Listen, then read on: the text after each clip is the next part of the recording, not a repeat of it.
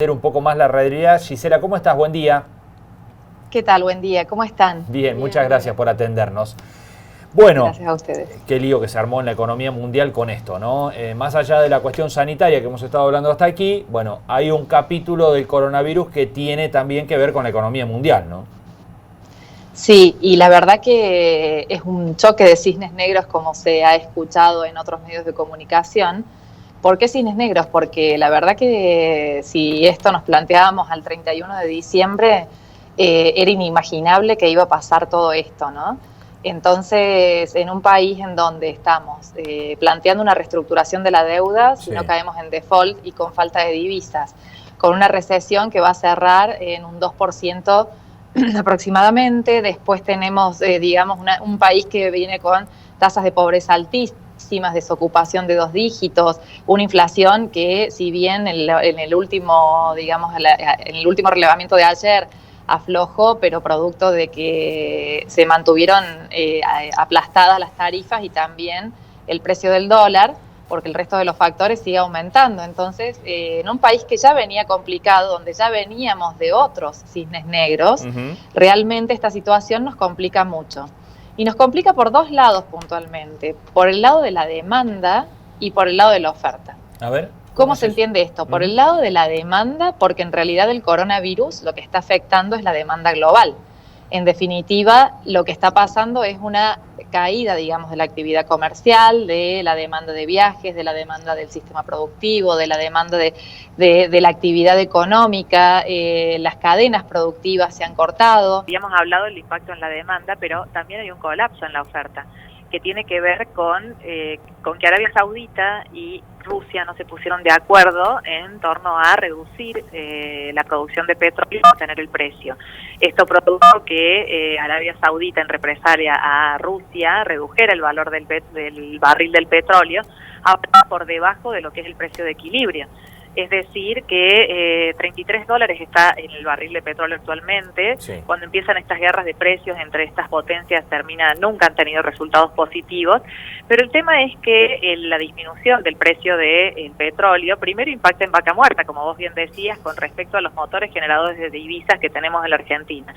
Y este impacto en el precio de los commodities se traslada también al precio de las soja y el resto de los commodities también. Claro. Entonces, estamos complicados en un momento de renegociación de la deuda.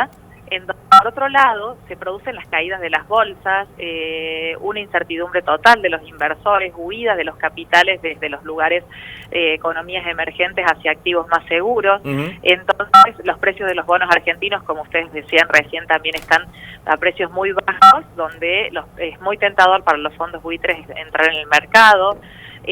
Todo esto causado, digamos, por todo lo que es el shock de oferta, ¿no?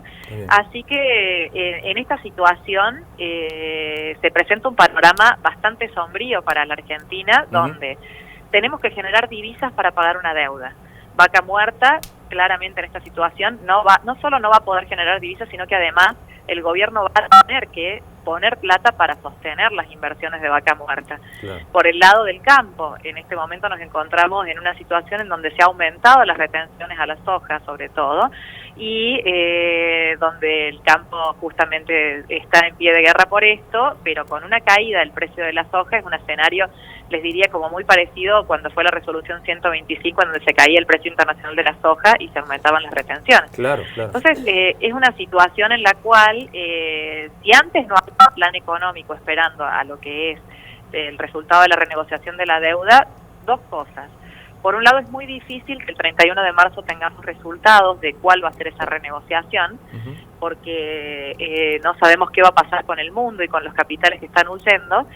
Y por otro lado también porque hay, en realidad también hay una situación en donde en el mundo las tasas van a bajar, ¿no? Entonces, por un lado tenemos una en contra que podría complicar el hecho de que los inversores no quisieran renegociar la deuda. Sí. Pero por otro lado, una situación en donde como las tasas van a bajar, esto va a favorecer de algún modo también la renegociación, porque en definitiva son menores tasas que se puedan renegociar también para una eventual reprogramación de la deuda.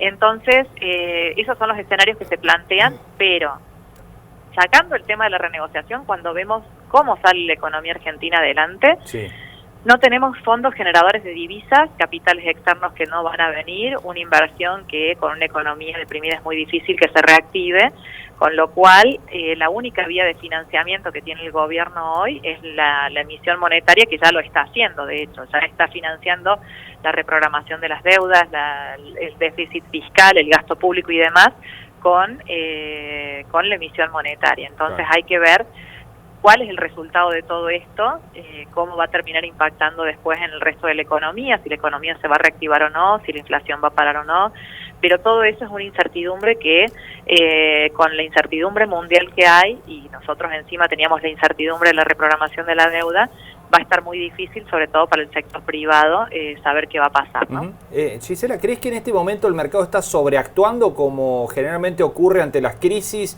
y que en algún momento algo se va a acomodar?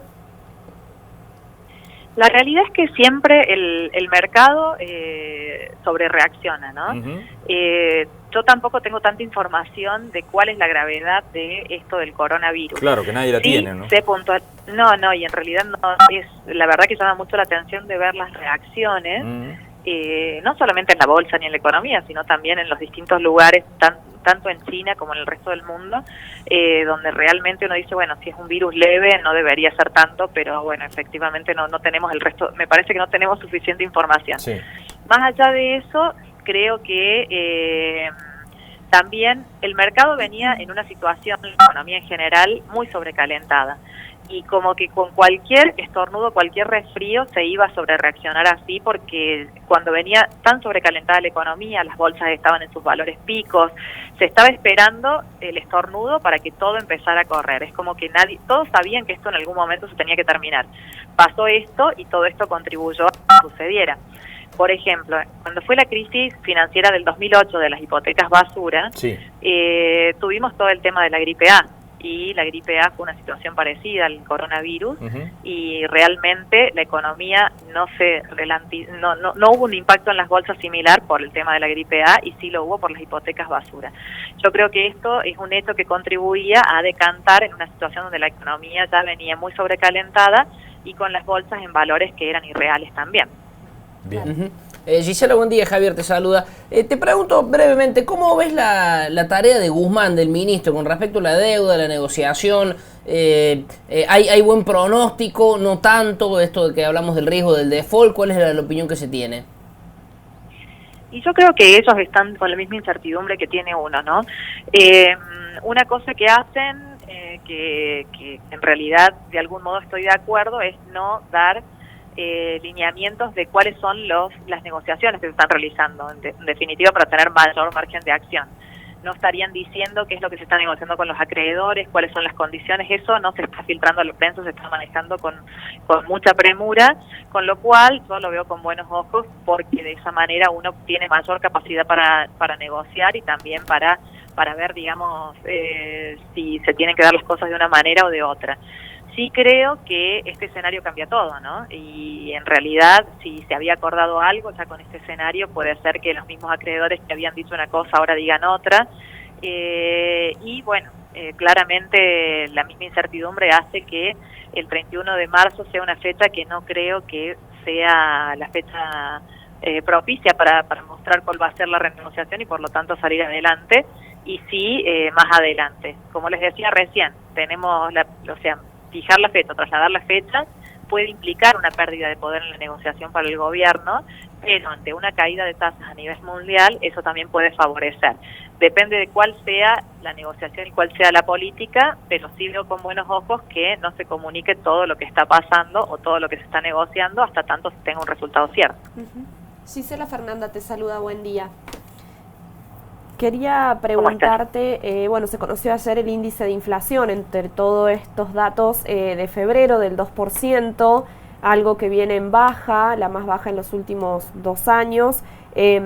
Bueno, esto se da en un marco de congelamiento de un montón de precios, de un dólar estable. ¿Cómo ves este número y cómo ves a futuro cuando tal vez estos congelamientos terminen?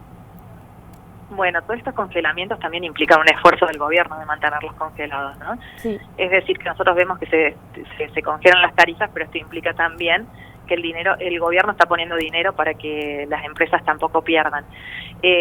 Con lo cual ahí tenemos una situación en la cual, si no, digamos, el gobierno tenía previsto mantenerlas plantadas, pero de un mayor gasto. Pero también planeaba tener mayores ingresos, ya sea de vaca muerta o ya sea también del campo. Con esta situación, eso no sabemos qué va a pasar. Y después, por otro lado, el tema de mantener a raya el dólar. El Banco Central está gastando muchas reservas porque ante la devaluación que está habiendo del resto de las monedas, Brasil ayer tocó los 5 pesos, eso nos complica también a nosotros. Cada vez que Brasil devalúa, nosotros nos volvemos más caros y menos competitivos con respecto a nuestro principal socio comercial. Entonces, todas estas situaciones hacen que uno en realidad analice hasta cuándo me va a alcanzar la plata para mantener el dólar por un lado gastando reservas y esto que no impacte en la inflación, y por otro lado mantener las tarifas planchadas a través de un gasto público que, bueno, hay que ver cómo se financia ese gasto, ¿no? Claro. Hoy por hoy es la política, calculo, que van a tener que en cuenta, digamos, a la hora de mantener la inflación a raya, ¿no? Tratar de mantener esto a como dé lugar, justamente porque si el dólar empieza a moverse o si las tarifas empiezan a impactar, a la situación de recesión se va a sumar también la inflación y el famoso combo de la estanflación que hemos conocido en estos años, ¿no? Claro. Bueno, Gisela, recientemente asumida al frente de la Escuela de Negocios de la Universidad Católica de Córdoba, ¿cómo marcha eso? ¿La primera directora mujer de ese instituto? Sí, sí. Sí, es así. La verdad que me han honrado y tengo el honor de dirigir el ICDA, que es la Escuela de Negocios de la Universidad Católica, la más prestigiosa del interior del país, con 53 años de antigüedad, y la verdad que me han honrado con el honor de poder dirigirla. Así que esperamos que sea para bien y que, bueno, y que podamos ayudar mucho con las maestrías en dirección de empresas y programas destinadas al sector privado. Y bueno, muy contenta por eso. Bueno, primera mujer, ¿no? ¿Al frente? Exactamente, primera mujer. Bien. Así que estamos cambiando un poco, un cambio de época. Claro, Bien. Cambio de paradigma. Felicitaciones. Bueno, Gisela, muchísimas gracias como siempre. Muchas gracias. Bueno, gracias a ustedes. Que anden muy bien. Buen día. Ahí estaba, explicándonos un poco esta cuestión tan compleja, ¿no? Gisela Beritier, sobre el coronavirus, los impactos en la Argentina, qué pasa con la renegociación de la deuda, qué pasa con los principales activos de la Argentina. Bueno.